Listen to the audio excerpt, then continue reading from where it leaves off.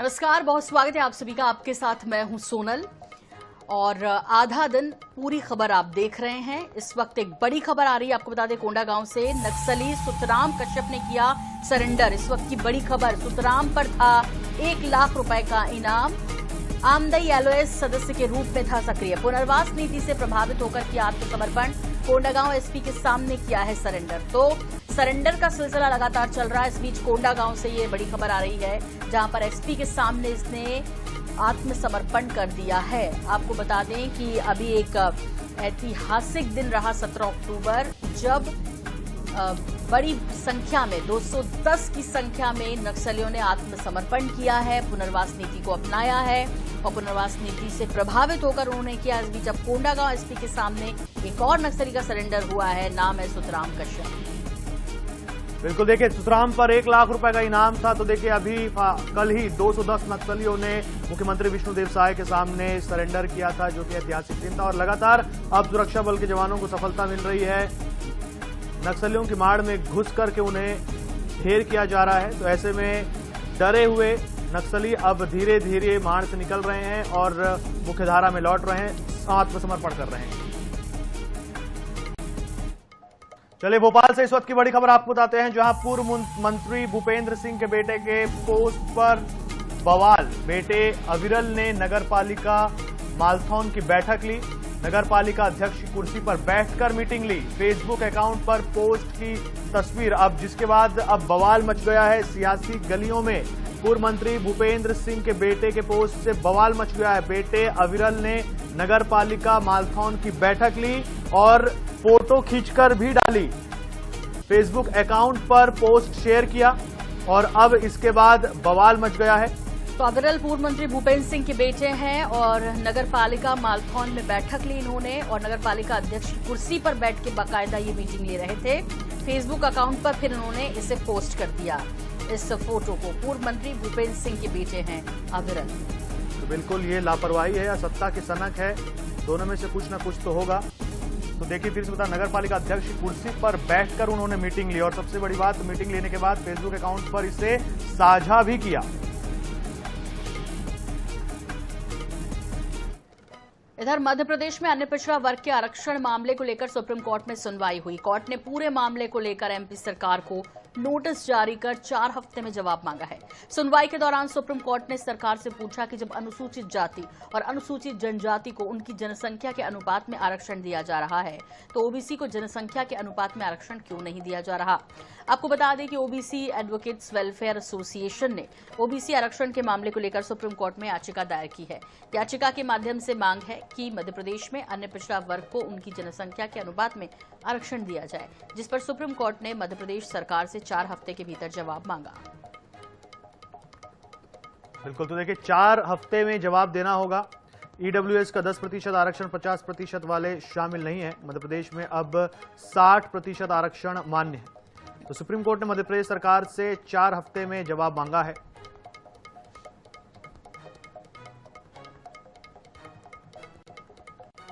जनसंख्या के अनुपात के हिसाब से अगर एससी एसटी को आरक्षण दिया जा रहा है, तो ओबीसी वर्ग को यह आरक्षण क्यों नहीं। कोर्ट ने यह सवाल किया है और सरकार से 4 हफ्ते में जवाब मांगा है।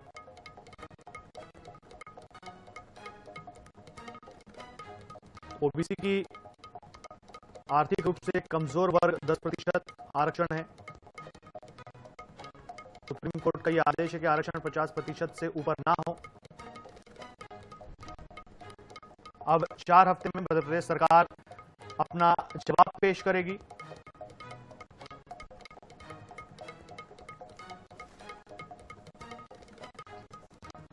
बिहार में चुनाव है, लेकिन छत्तीसगढ़ में सियासत इन दिनों पूरे शबाब पर है, क्योंकि प्रदेश के सियासी चेहरे बिहार चुनाव में व्यस्त हैं। बिहार चुनाव की हलचल छत्तीसगढ़ में भी देखने को मिल रही है। नेताओं के बीच स्टार प्रचारक और जीत को लेकर जुबानी जंग हो रही है। लेकिन आखिर क्यों एक दूसरे पर हमला बोल रहे हैं भाजपा और कांग्रेस के नेता, देखिए रिपोर्ट। छत्तीसगढ़ के दिग्गज नेता इन दिनों बिहार के चुनावी मैदान में डटे हुए हैं। भारतीय जनता पार्टी हो या कांग्रेस, दोनों ही दल अपने पक्ष में माहौल बनाने में कोई कसर नहीं छोड़ रहे हैं। सीएम विष्णुदेव साय हाल ही में 3 रैलियों में शामिल हुए और जनसभा को संबोधित किए, जबकि सांसद बृजमोहन अग्रवाल, मंत्री गजेंद्र यादव से लेकर कई विधायक प्रचार कर रहे हैं। दूसरी तरफ पूर्व सीएम भूपेश बघेल कांग्रेस के सीनियर ऑब्जर्वर के तौर पर पार्टी के प्रचार अभियान और मैनेजमेंट की कमान संभाल रहे हैं। भिलाई विधायक और कांग्रेस के राष्ट्रीय सचिव देवेंद्र यादव भी बिहार में सह प्रभारी के रूप में डटे हैं। लेकिन बिहार चुनाव को लेकर छत्तीसगढ़ में सियासत शुरू हो गई है। कांग्रेस ने बिहार में भाजपा के स्टार प्रचारकों की सूची में छत्तीसगढ़ के नेताओं को शामिल नहीं किए जाने पर सवाल उठाया है। दूसरी ओर भाजपा कह रही है कि कांग्रेस को अपने घर के भीतर झांक कर देखना चाहिए। मुख्यमंत्री जी बिहार प्रचार करने गए, हमने सुना है कि अपना पूरे सामानों का अटैची पैक भी कर लिए और कुछ अटैची को कुछ सामानों को बिहार छोड़कर भी आए हैं ताकि बिहार फिर जाना पड़ेगा। लेकिन जब ऑल ओवर देखें कि जब पूरे बिहार चुनाव के लिए स्टार प्रचारकों की लिस्ट जारी हुआ तो बेचारे हमारे मुख्यमंत्री का उस सूची में नाम ही नहीं है। हमारे माननीय मुख्यमंत्री जी को भारतीय जनता पार्टी ने कल ही बिहार में नामांकन में बुलाया था। तारापुर विधानसभा में उन्होंने सभा ली। हमारे दोनों डिप्टी सीएम कल गए हुए थे। हमारे 6-7 मंत्री, कुछ विधायक, कुछ संगठन के ऐसे, कुछ सांसद, ऐसे सैकड़ों लोगों की जिम्मेदारी बिहार चुनाव में लगा हुआ है। पहले वो अपनी चिंता करें। अभी संगठन बन रहा है, उसमें कुर्ते फट रहे हैं, मारपिटाई हो रहा है। बहरहाल चुनाव बिहार का क्यों ना हो, सियासत की आंच छत्तीसगढ़ तक पहुंच चुकी है, क्योंकि यहाँ के नेता इन दिनों बिहार में जमकर पसीना बहा रहे हैं। अब किसके दावों में कितना दम है, ये तो चुनाव के नतीजे ही बताएंगे।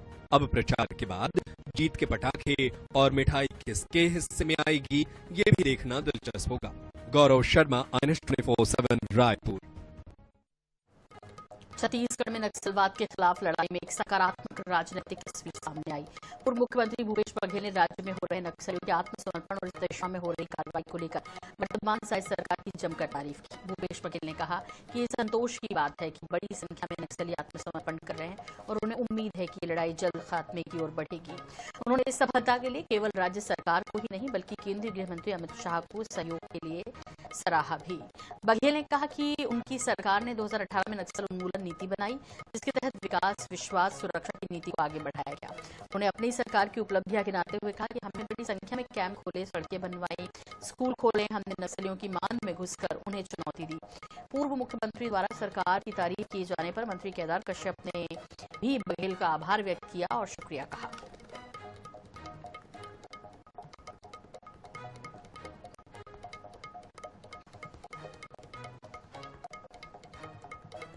बस्तर में 210 नक्सली समर्पण के बाद डीजीपी से INH से बात की। उन्होंने कहा 17 अक्टूबर का दिन ऐतिहासिक है, आगे और भी नक्सली आत्मसमर्पण करेंगे। आइए उन्होंने क्या कुछ कहा, सुनते हैं।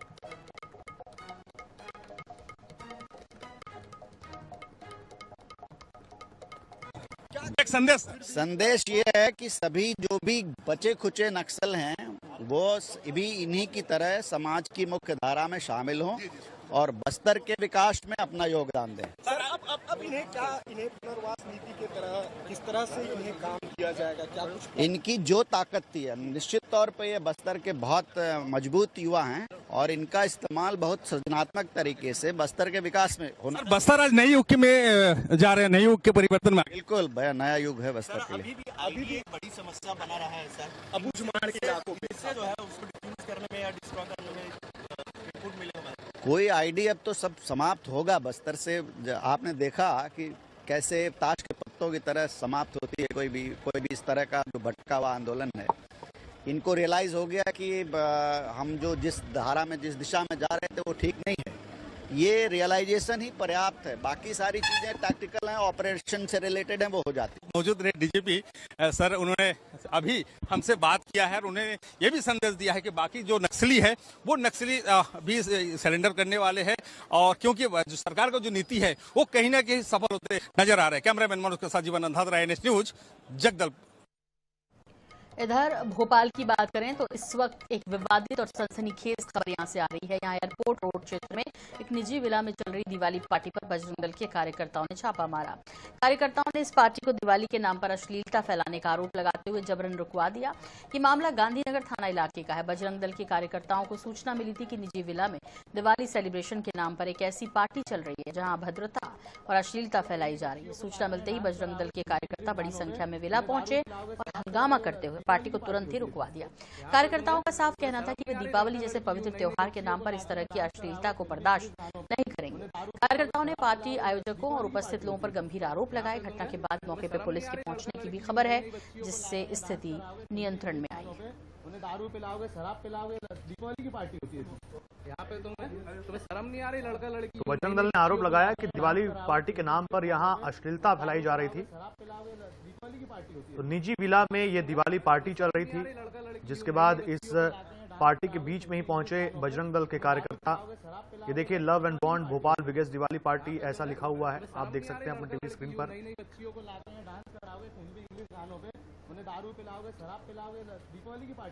चलिए इंदौर से एक बड़ी खबर आपको बताते हैं, जहां कैबिनेट मंत्री कैलाश विजयवर्गीय अपनी पुश्तैनी दुकान पहुंचे हैं। धनतेरस पर विजयवर्गीय ने पूजा दुकान में पूजा की।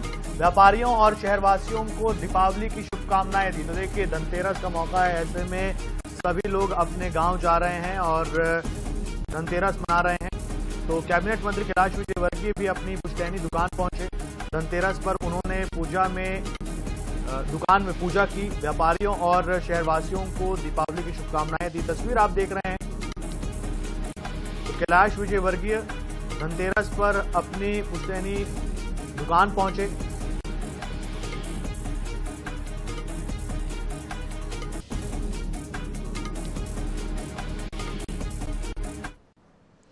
रायपुर से बड़ी खबर है। बीजेपी ने दीपक बैज को बताया नक्सलियों का हमदर्द। इस मामले में पीसीसी चीफ दीपक बैज का बयान, भाजपा की दुखती रग को हम दबा देते हैं, इसलिए भाजपा वाले तिलमिला जाते हैं। बैज ने कहा कि हम भाजपा की दुखती रग को दबा देते हैं, इसलिए भाजपा वाले दरअसल तिलमिला जाते हैं।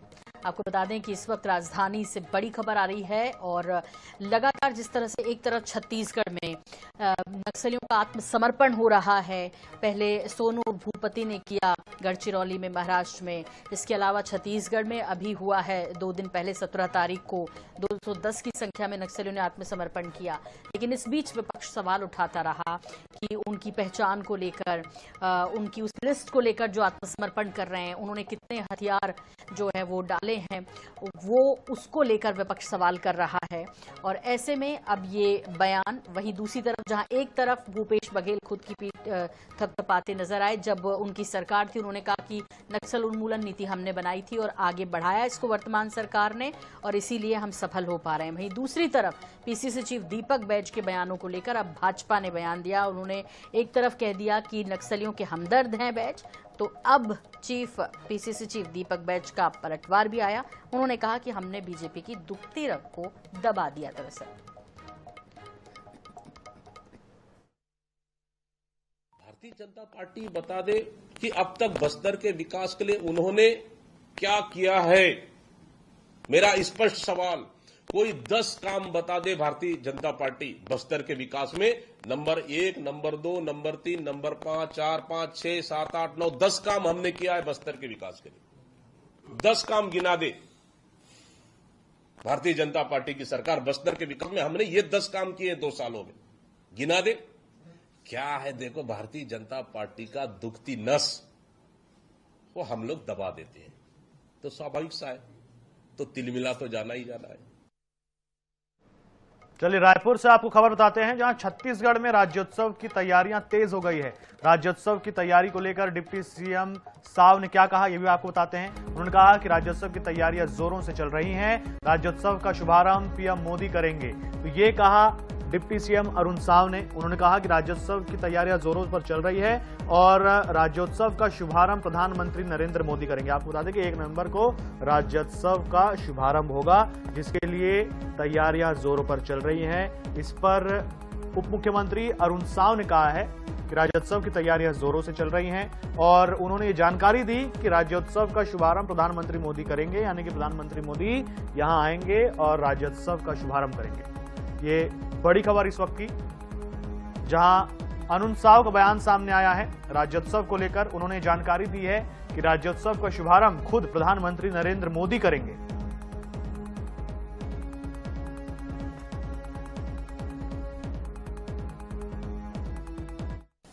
हमेशा हर कार्यक्रम में लगातार स्थानीय कलाकारों को पर्याप्त अवसर मिलता है, पर्याप्त उनको स्थान मिलता है।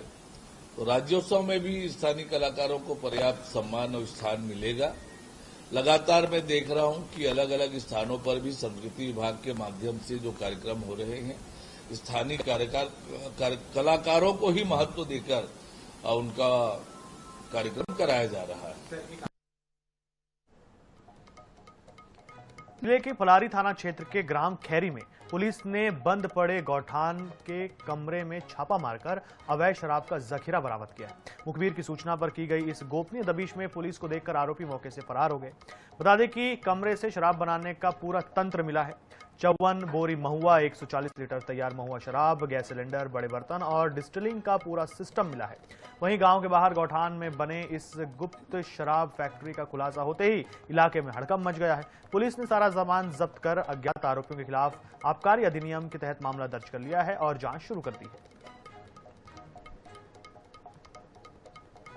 छापा मारकर अवैध शराब का जखीरा बरामद किया गया है और जब से इस गुप्त फैक्ट्री के बारे में पता चला है, शराब बनाने की फैक्ट्री के बारे में, तब से आसपास के क्षेत्र के जो ग्रामीण हैं वो उनमें हड़कंप मच गया है। वो सोच रहे हैं कि उनके आसपास ही अवैध रूप से इतनी बड़ी फैक्ट्री चल रही थी, लेकिन उन्हें खबर ही नहीं हुई। अब आबकारी अधिनियम के तहत आरोपियों के खिलाफ मामला दर्ज कर लिया गया है और जांच की जा रही है।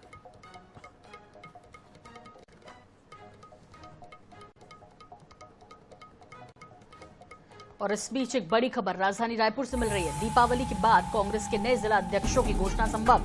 प्रदेश में अब तक 17 ऑब्जर्वर किए गए नियुक्त। रिपोर्ट जल्द दिल्ली भेजी जाएगी। तो आपको बता दें कि ऑब्जर्वर्स का काम अभी भी जारी है। 2-3 दिन में होगा पूरा। ये 20 अक्टूबर तक सभी ऑब्जर्वर देंगे रिपोर्ट। दीपक मेश ने कहा कि सभी ऑब्जर्वर्स दे देंगे अपनी रिपोर्ट 20 अक्टूबर तक। तो दीपावली के बाद कांग्रेस के नए जिला अध्यक्षों की घोषणा हो जाएगी। 17 ऑब्जर्वर किए गए इसके लिए नियुक्त और रिपोर्ट जल्द ही दिल्ली भेजी जाएगी। तो 3 ऑब्जर्वर्स का काम अभी चल रहा है और 2-3 दिन में ये पूरा हो जाएगा। 20 अक्टूबर तक सभी ऑब्जर्वर अपनी रिपोर्ट दे देंगे और फिर इसे दिल्ली भेजा जाएगा। दीपक बैच का बड़ा बयान। तो 20 अक्टूबर तक सभी ऑब्जर्वर अपनी रिपोर्ट देंगे, ये कहा है दीपक बैच ने। तो कांग्रेस पार्टी जिस तरीके से ऑब्जर्व नियुक्त करके जिलाध्यक्षों की इस बार चुनना चाहती है, जिलाध्यक्षों को पार्टी को लग रहा है कि जिला स्तर पर, ब्लॉक स्तर पर, जमीनी स्तर पर पार्टी को मजबूत करने के लिए ये मील का पत्थर साबित होगा।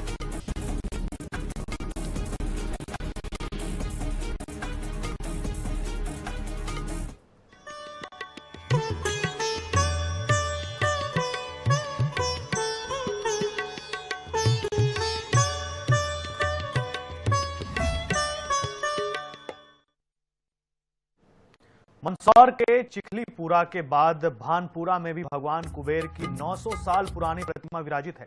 ये प्रतिमा 20 साल पहले स्थानीय इतिहासकार प्रद्युमन भट्ट ने अन्य लोगों के साथ खोजी थी। तब से धनतेरस पर इस प्रतिमा की विशेष पूजा अर्चना की जाती है। 4 फीट ऊंची भगवान कुबेर की प्रतिमा सिंहासन पर नरवाहन मुद्रा में विराजमान है। प्रतिमा के एक हाथ में धन की पोटली और दूसरे हाथ में प्याला है। प्रतिमा में भगवान कुबेर की दृष्टि दक्षिण दिशा की ओर है।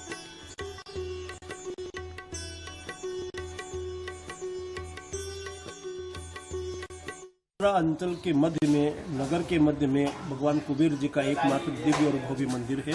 ये प्रतिमा करीब 800-900 साल पुरानी है और कुबेर जी की ये प्रतिमा परमार काल की है। और इस प्रतिमा के ज्ञात होने के बाद यहाँ पर हमारे जो कुबेर सेवा समिति के सदस्य जन बड़ा उत्सव आज के दिन करते हैं। आस्था मतलब पूरे क्षेत्र में एकमात्र ये प्रतिमा है और हजारों साल पुरानी है। जैसा कि हमारे सर ने बताया कि परमार कालीन है और यहाँ पे चूंकि धन के देवता रहे हैं लक्ष्मी जी के ये भंडारी पाने गए उस समय, तो लक्ष्मी जी की पूजा के पहले इनकी पूजा होती है, तो दिवाली पे भी शुरुआती इनकी पूजा से होती है। गंज बासुदा के सुभाष निकेतन हायर सेकेंडरी और बाय स्कूल में दिवाली के मौके पर राम आगमन उत्सव और दीपोत्सव मनाया गया। राम जी की भव्य झांकी निकाली गई। इस अवसर पर महाराज भारत जी ने राम जी को खड़ाऊ पहनाई, माताओं ने आरती उतारी, पुष्प वर्षा की। मुख्य अतिथि नगर पालिका अध्यक्ष शशि अनिल यादव ने भी राम जी की अगवानी की। कार्यक्रम की अध्यक्षता कर रहे सुरेश देव ने रामायण के पात्रों को अपने जीवन में उतारने की आवश्यकता पर जोर दिया।